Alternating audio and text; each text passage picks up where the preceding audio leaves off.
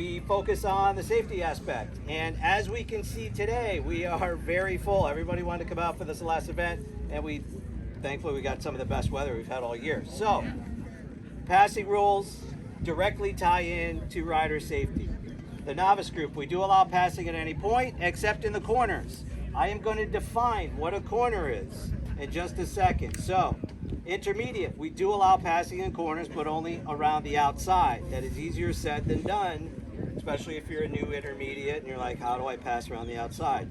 You understand it's easier said than done, but you can do it. The advanced group, we do allow passing at any point, but we always like to remind this is just a track day. We're here just for fun. Give yourself 6 feet. We're riding all day. The weather is going to be beautiful all day. We have like 2.5 hours of solid riding time. Probably more riding time than most of you are actually going to use. So take it easy in the morning. You're not going to set your fastest lap time in the first session. Take it slow. Slow build. Not go out bonsai, especially in cooler weather. Take it easy in the beginning. Okay, what is a corner? How do we define a corner? Some of you might define a corner as that apex cone down there in turn 1. In reality, turn 1 begins all the way back here. If you see right here, there's a number 1 on the fence, number 2 on the fence, number 2 on the ground, number 3 and number 4. These are brake markers we put in for you guys to use. The beginning of turn 1 begins all the way back there, especially for the novice group and even in the intermediate group, at that number 4 brake marker. So when we're talking about inside passing, that's from that marker to that point. There's no inside passing. That is the corner as far as we see it. And why is it back there? Because that's where you're using your brake marker to finally set up to make it back here and hopefully get as close to that apex as possible. So just so we are all on the same page when it comes to that. Never willfully stop on the track. If you do have a mechanical, we'll go over that in just a second, but there's never a reason to park your bike on the track because you have a cramp or whatever. Never willfully park your bike anywhere on the road course. Always consider the track hot. What we mean by that is, for those of you new today, when you came up to Tech, that's where you're going to come onto that entrance. You're going to come onto pit lane, and cold pit lane is going to lead you down here, and it's going to bring you to turn 2. So when we say consider the track hot, when you come to turn 2, you want to stay riders left all the way to turn 3, and there's a little dark apex cone in turn 3. What we don't want you to do is cut across these plastic pylons in the middle of the riding line, even though you might think you're the first one out for that session. Just assume the track is hot and there's already people out here. Don't look behind you. That's why we make you tape up your mirrors or remove your mirrors. There's never a reason to look behind you. Everything that's important on a road course is in front of you. Sometimes you might see some guys with yellow shirts looking behind. Those are instructors working with other people. So please do not look behind you. I know if you're here with friends and you want to ride with your friends, you're going to exit the track, you're going to idle down pit lane, you're going to wait for your friends to come down the straight, and then you can chase after them. What we don't want you to do is idle down the front straightaway looking behind you, looking for your friends. No wheelies. I think that's self-explanatory, but sometimes I gotta say it. So there's no wheelies. We definitely know the difference between a regular power wheelie and something you're doing on purpose. And I'll give you an idea. So every time I hear, oh, I can't control the wheelie, it's usually those guys that are 10 seconds off our fastest guys. And our fastest guys, when they're setting their fastest laps, their tires are on the ground. So save the stories. Tony, last track day, going onto the back straightaway, turn 8. Yeah. Somebody decided they wanted to do a wheelie, slow down, guy backs up behind him, I'm coming in, and I almost rammed that guy. Right. Because somebody wanted to do a little Right. 2-foot wheelie. Right, exactly. So please, no wheelies.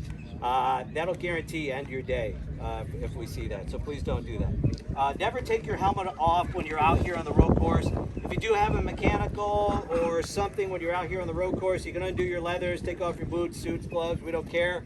Anything below your neck, you can take it off, run around, whatever, do Ricky Bobby. Just keep your helmet on.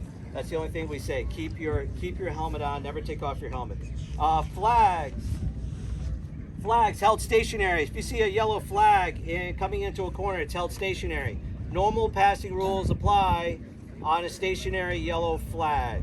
It just, the corner marshal wants you to be aware, maybe there's a cone turned over, or there's someone maybe over here in the black grass, something like that. They just want to have you heightened awareness. But remember, just normal passing rules apply on a stationary yellow flag. Don't chop the throttle, don't grab the brakes, don't rubberneck, don't stick your hands out or anything like that on a stationary yellow flag. Waving the yellow flag, at that point there is no passing in that particular corner. There could be a knee pug, a snake, a turtle, a chain, plastic, something up ahead that's probably somewhere in the rider's line, and they want you to be aware of that. So there's no passing on a waving yellow flag. But again, don't chop the throttle, grab the brakes, no rubbernecking. Just continue as you normally would, but just realize up ahead, you're probably gonna come into something. Black flag. Black flags are non-technical flags. So if you see the black flag, it's pointing in your direction. And right now, if I point it in this direction, I could be pointing at 7 different people. So if you see the black flag and you're not sure if it's pointed at you, rider in front, rider in back, assume it is you. On a non-technical flag, we probably don't like you're doing something. You're riding backwards, I don't know. You have your hands in the air, whatever you want to do. On this black flag, it just means come into pit lane and we would like to have a conversation with you on the black flag. Please do not ignore the black flag. Sometimes we got to tell you stuff that's important, but please on that black flag. This is our meatball flag. If I can undo this. If you see the meatball flag, this is a technical flag. And what we mean by technical is we think there's something wrong with your motorcycle. So if you see that meatball flag pointing in your direction, do a couple things. Look down at your gauges on your motorcycle. Do you see like blinking red lights, engine light, oil light? Do you smell something burning, like tires?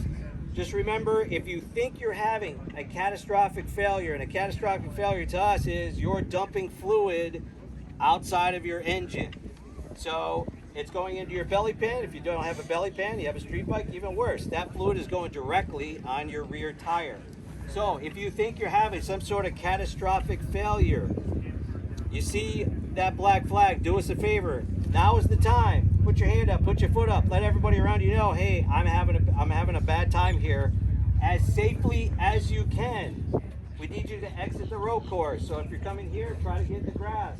Go off into the black grass. Do not continue to circulate around the road course hoping it's not you, or hoping the problem is not going away. Cleaning up oil off a track is time intensive.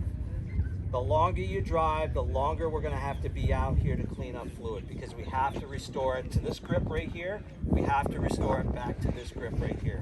And it takes a long time. So the longer you circulate, the more we have to clean it up. So please do us a favor. If you're not sure, even if your bike seems perfect, just get off the road course. Look at your bike, take a look around. Make sure there's no fluid coming out, because you're dumping it on the road course and you're dumping it on your own tires. So please keep that in mind. Red flag. If you see the red flag will be shown in all corners. Also, you may see the red lights. There's a red light coming on the front straight. There's a red light in the back straightaway. There's a red light coming up, I think, to turn 6. So if you see the red flag, that means the session is temporarily over. Again, that is another opportunity. Put your hand up, put your foot out. Let people around you know that the red flag is out. If you see the red flag, slowly, carefully make your way down back to the pits. Let people around you know, hey, the session is over. Try not to have conversations with your neighbors, because the faster you can get off the track, the better we can, but be safe. Take your time, work your way off the session, and then come into pit lane. We're gonna go over how to come into pit lane in just a second. But, and then come into pit lane. Down on pit lane, a lot of times we'll either wave you to come up, and we'll station you to get ready to go back out, or we'll send you back into the paddock, and if there's time left in the session, we'll send you back out. I doubt it's going to happen today, but we'll go over it just in case. If you happen to become separated from your motorcycle, that's my motorcycle, and this is me. I'm in the middle of the session. If this happens to happen to you, do a couple things. Number one, don't stand up waving to oncoming traffic. as safely as you can, try to exit your body off the road course and get as far away as possible. Try to get up near the retaining wall. If you're near a quarter marshal, try to go to the quarter marshal. Try to get off as safely as possible. Leave your motorcycle there. We'll stop the session. We'll come and we'll pick up your motorcycle for you. If you do happen to go off into the grass and you tip over in the grass, if you can get your motorcycle back up by yourself and you're in a safe area, you can go ahead and do that. If you're not sure if you're in a safe area, just leave your bike there and get yourself to safety. We're really more concerned about you than we are your motorcycle. We'll take care of your bike for you. It's really yourself that we're worried about. Keep it slow in the pits. As you can see, there's lots of family, friends stuff. There may be people coming up today just saying their goodbyes to the track. So keep it slow in the pits. What we like to say is when you come off the track and you come into the pits, if you twist the throttle, you're probably going too fast. It's literally idle speed, 5 miles an hour. And I know it feels like you're not even moving, but seriously, keep it really slow in the pits. There's kids, there's dogs, there's all kinds of stuff. So please keep it slow in the pits.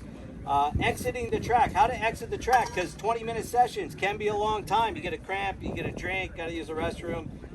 Make the decision before you get on the back straightaway. And for those new to this track, this is the back straightaway right over here. So make the decision. You're going to make it like turn 6, turn 7. I need to exit the track. I have a cramp, I'm running out of gas, whatever your reason is.